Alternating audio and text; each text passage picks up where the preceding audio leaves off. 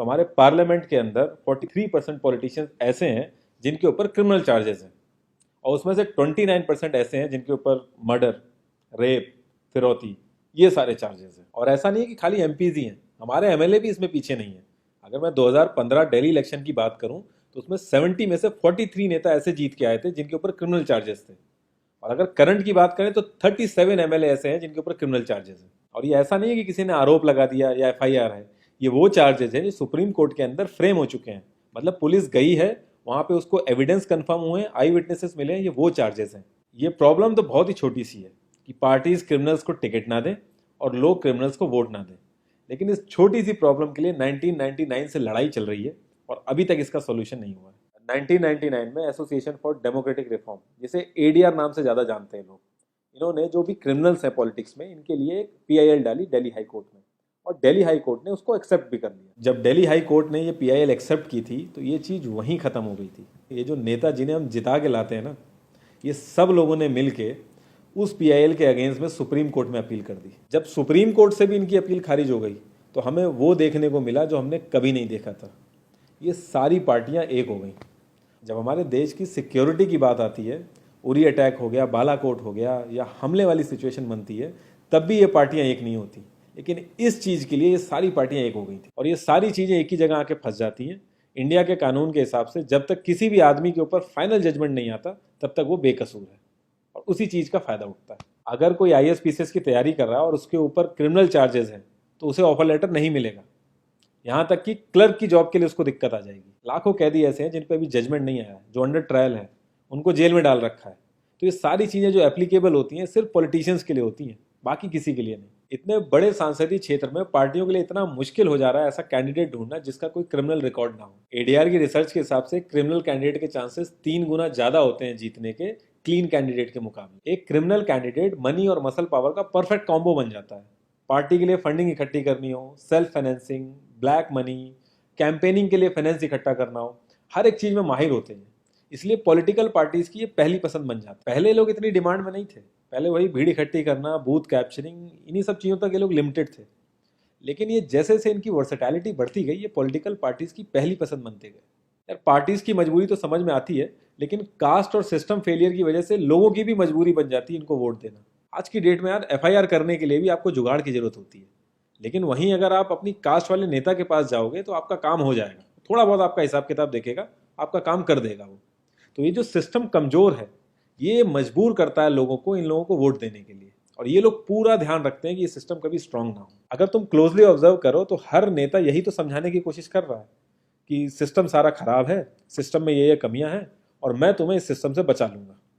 और गरीबों के हक के लिए लड़ते लड़ते लड़ते वो खुद अमीर हो जाता है। यार जीतने का एक सुपर हिट फॉर्मूला है, एक एरिया डिसाइड करो, उस एरिया की कास्ट कैलकुलेशन कर लो, जो कास्ट मेजोरिटी में है उसका रॉबिन हुड टाइप या एक बाहुबली टाइप एक नेता खड़ा कर दो, जो सिस्टम काम नहीं कर पा रहा है वो काम तुम करने लगो, लोग तुम्हें वोट देने लगेंगे। इन केस अगर कोई ज़्यादा होशियार बन रहा है या लोगों में ज़्यादा समझ आ गई है तो एक छोटा सा दंगा करा दो, लोगों की मजबूरी बन जाएगा तुम्हें वोट करना। Centre for media studies CMS, इसके हिसाब से लास्ट लोकसभा जो 2019 का था उसमें 50,000 करोड़ से भी ज़्यादा पैसा इन्वॉल्व था। पूरे वर्ल्ड में इंडिया सबसे ज़्यादा पैसा खर्च करता है इलेक्शन में, यूएसए से भी ज़्यादा। तो यार तुम्हें क्या लगता है इतना पैसा खर्च करके कोई जब आएगा तो वो रिटर्न ऑफ इन्वेस्टमेंट नहीं देखेगा? ऐसे ये सारी पार्टीज आपस में कितना लड़ती रहती हैं, कितने वैचारिक मतभेद हैं इनके आपस में, लेकिन जब भी ट्रांसपेरेंसी इन पार्टी फंडिंग की बात आती है ये सब लोग एक जैसा राग अलापते हैं। ये लोग कभी भी पार्टी फंडिंग में ट्रांसपेरेंसी आने ही नहीं देंगे। एक बार जब ये लोग पावर में आते हैं ना तो पूरा का पूरा सिस्टम इनके हिसाब से चलता है, और जो पुलिस वाले इनके हिसाब से नहीं चलते ना उनका ट्रांसफर हो जाता है। 144 पुलिस ऑफिसर्स 1 लाख लोगों की सिक्योरिटी देख रहे हैं, और जब हमारे नेताओं की बात आती है तो 47,000 पुलिस वाले 14,842 नेताओं को सिक्योरिटी दे रहे हैं। अब बाहुबलियों को क्या जरूरत है सिक्योरिटी की? कभी किसी क्रिमिनल को देखा है जिसके आगे पीछे आईएएस पीसीएस पुलिस वाले जी हजूरी कर रहे होते हैं? बहुत ही वर्स्ट सीन होता है वो। हर साल रिपोर्ट्स आती हैं कि 75% से भी ज्यादा लोगों को पुलिस पे भरोसा ही नहीं है। इंडिया एक लौती ऐसी जगह है जहां पे पुलिस को देख के इंसान सेफ फील करने की बजाय डरता है। एक 15 साल के बच्चे तक को पता है कि आईपीएल में सट्टा लगाने के लिए किसके पास जाना है, लेकिन हमारी पुलिस को नहीं पता। और ये सारा सिस्टम, ये जो वीक सिस्टम है, हमारे नेताओं को बहुत सूट करता है, क्योंकि जिस दिन ये स्ट्रांग हो गया तो इन सब की दुकानें बंद हो जाएंगी। इंडिया की 65% आबादी 35 की एज से नीचे है, जो हमारा लोकसभा है उसकी एवरेज एज है 54 और राज्यसभा की एज 63.5 है। एक दो केस अगर छोड़ दें तो आम आदमी के लिए पॉलिटिक्स में घुसने का रास्ता नहीं है। अगर आप गूगल पे सर्च करोगे ना टॉप 10 यंग पॉलिटिशियंस, तो एक भी नाम उसमें ऐसा नहीं होगा जिसका कोई फैमिली से पॉलिटिकल कनेक्शन ना हो। आज़ादी के बाद से 0.5% से भी कम पॉलिटिशियंस ने अपने बच्चों को आर्मी में भेजा है। वहाँ नहीं भेजते ये लोग। हम लोग इनसे मैनिफेस्टो में डिमांड ही कहाँ करते हैं। हम तो बस रिलीजियस मुद्दे देखते हैं मैनिफेस्टो में और खुश हो जाते हैं। इंडिया ने ब्रिटिश पार्लियामेंट्री सिस्टम अडेप्ट किया और उसमें एक बहुत ही इंपॉर्टेंट चीज़ है शेडो कैबिनेट, वो हमने छोड़ दी।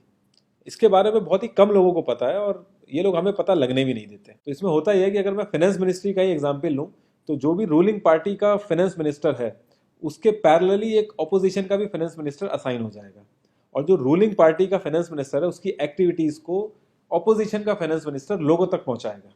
और इसी तरीके से हर डिपार्टमेंट में होता है और लोगों के लिए बड़ा बेनिफिशियल रहता है ये। क्योंकि एक छोटे से छोटे काम के लिए हमारे इंडिया में बहुत सारी मिनिस्ट्री इन्वॉल्व रहती हैं, तो एक्चुअल में किस नेता की गलती है पता ही नहीं चल पाता है। इस तरीके के बहुत सारे कॉन्सेप्ट हैं जो हम लोगों को पार्टी से मैनिफेस्टो में डिमांड करने चाहिए, क्योंकि हम लोग तो हमेशा मंदिरों और मस्जिदों के लिए ही लड़ते हैं। ये सारी चीज़ें एकदम से तो सही हो नहीं जाएंगी, लेकिन एक चीज़ हमारे हाथ में है कि यार हम कम से कम किसी क्रिमिनल को तो वोट ना दें।